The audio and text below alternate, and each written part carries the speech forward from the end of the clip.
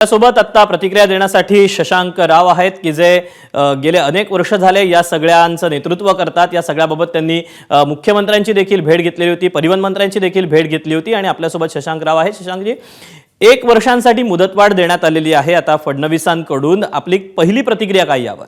स्वागत आहे। कारण आम्ही वेळ वाढवून मागितली होती, कारण बरेच रिक्षा चालक हे बाकी होते फार मोठ्या संख्येने, आणि आमचं नेहमीच हे म्हणणं होतं की प्रत्येकाला मराठी भाषेचं व्यावहारिक ज्ञान आलं पाहिजे, पण त्याचबरोबर त्याची उपजीविका ही धोक्यात आली नाही पाहिजे, हे हा आमचा स्टँड होता। आणि त्याच पद्धतीने या निर्णयाने ते साध्य झालेलं आहे। काय नेमक्या अडचणी होत्या की एवढी 1 वर्षांची मुदतवाढ मागून घेण्यात आली? नाही, कारण की भरपूर जसं मी सांगितलं, कारण की महाराष्ट्रामध्ये जवळपास 15 लाख रिक्षा चालक आहेत, 15 लाख रिक्षा आहेत। फक्त MMR रिजन मध्ये 5.5 लाख रिक्षा चालक आहेत, आणि MMR जर तुम्ही घेतलं तर किमान 60 ते 70% वर हे अमराठी भाषिक आहेत।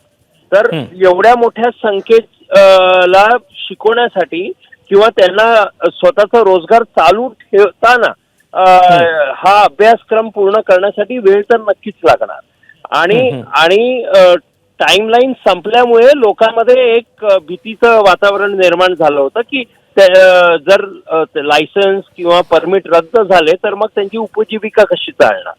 त्यामुळे मुदतवाढ ही फार चांगली गोष्ट आहे, आणि या कालावधीमध्ये लोक शिकूनही घेतील।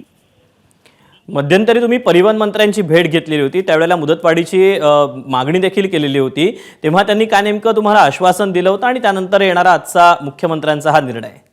4 महिन्याचं त्यांनी ते म्हणाले होते, आणि आता माननीय मुख्यमंत्र्यांनी हे दिलेलं आहे, तर स्वागतच आहे। कारण जेवढा वेळ जास्त मिळेल तेवढं शांततेने म्हणजे आपली उपजीविका सांभाळता हे कोर्स कंप्लीट करता येईल। जी,